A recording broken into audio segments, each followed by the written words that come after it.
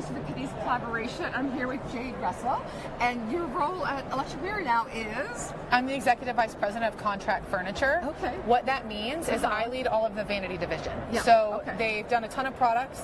Obviously, you've seen their mirrors, Yes, and they're looking yes, at yes. what else can they do. Right, yeah. A natural progression is advancing in the bathroom space.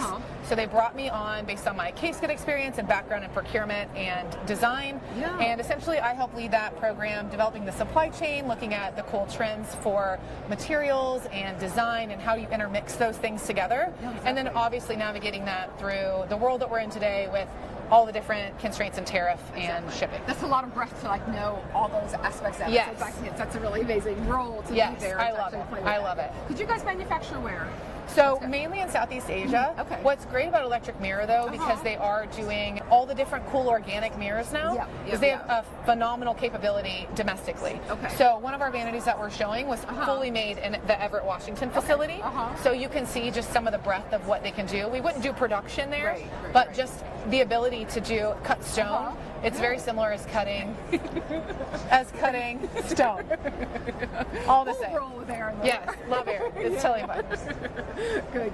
But what do you see kind of so exciting? We talked about the bathroom. So what's going on new in the bathroom, and how do you expand that line? Yeah, what's really great about Electric Mirror specifically is their experience in UL. Yeah. So integrating lighting into a vanity, integrating power charging into a vanity. When you go into most hotels, some people have struggle. I need like 4 different devices to make my hair happen, right?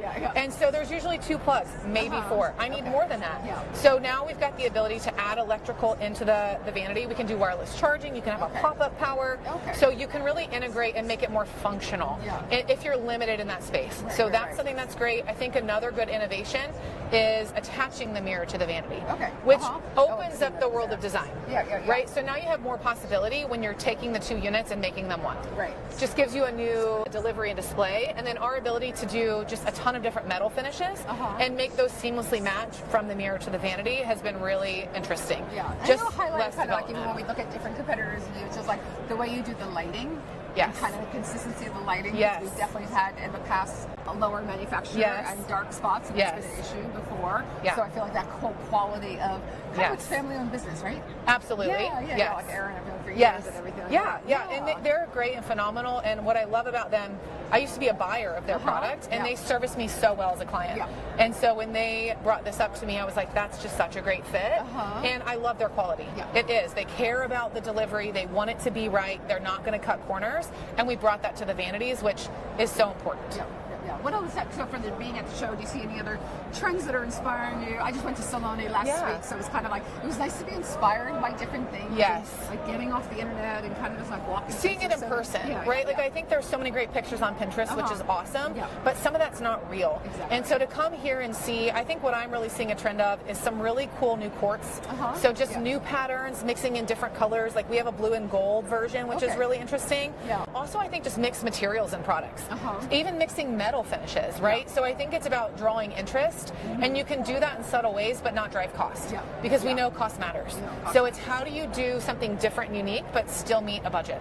And I think that what I'm seeing right now is you get that interesting new design, you get those additional materials, but price points are staying pretty consistent, which is great. And I think we focus on really approachable luxury.